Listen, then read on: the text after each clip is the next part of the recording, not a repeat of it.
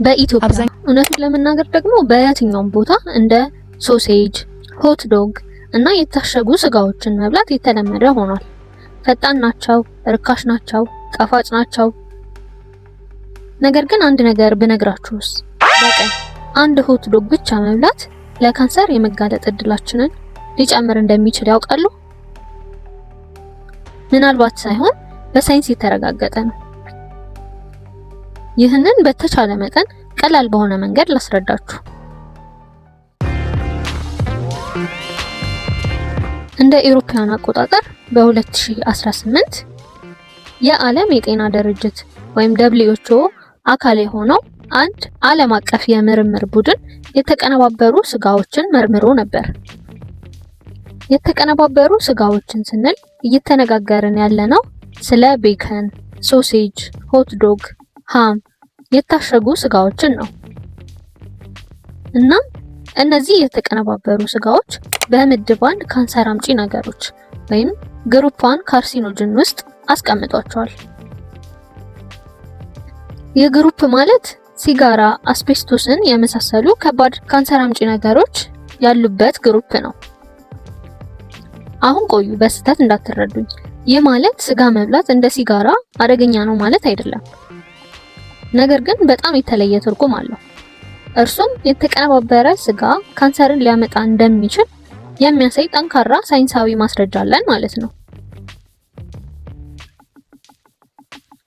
ታዲያ አደጋው ምን ያህል ነው?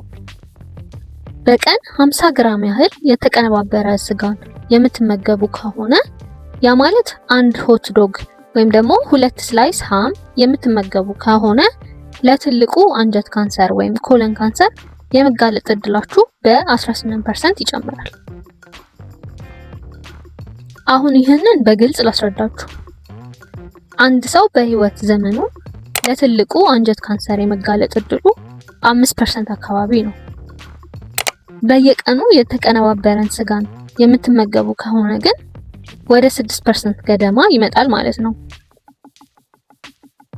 ይህ ቁጥር ትንሽ ሊመስል ይችላል፣ ነገር ግን እውነቱ ይህ ነው። ያቺ ትንሽ ጭማሪ በሚሊዮን በሚቆጠሩ ሰዎች ላይ ሲሰራ በሺዎች የሚቆጠሩ የካንሰር ህመምተኞችን ይፈጥራል። ታዲያ ይህ ለምን ትልቅ ጉዳይ ሆነ? የትልቁ አንጀት ካንሰር ለሞት ከሚዳርጉ ዋና የካንሰር አይነቶች መካከል አንዱ ነው። እናም አንድ ጠንካራ ነጥብ ልንገራችሁ። በቀን የምንወስደውን አንድ የተቀነባበረ ስጋን መቀነስ ብቻ በየአመቱ በሺዎች የሚቆጠሩ ሰዎችን ከካንሰር ሊታደግ ይችላል። እስቲ አስቡት፣ አንዲት ትንሽ ለውጥ በህይወት ላይ ትልቅ ተጽዕኖ ይኖራታል። ይህንን በተሻለ ሁኔታ እንድትረዱት ልርዳችሁ።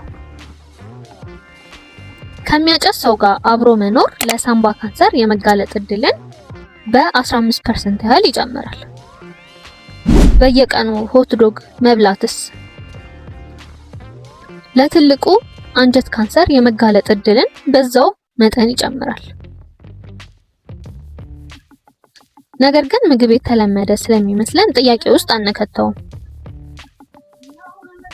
የተቀነባበረ ስጋን መመገብ አደጋው ካንሰር ብቻ አይደለም።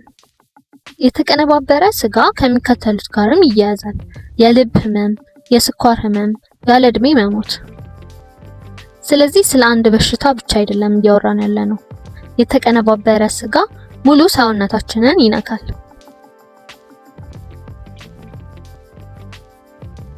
ይህ ሁሉ ቢታወቅም ሰዎች አሁንም ያንኑ ያህል የተቀነባበረን ስጋን እየበሉ ነው።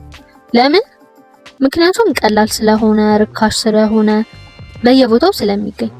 ነገር ግን ምቾት ጤናችንን ሊያስከፍለን አይገባም።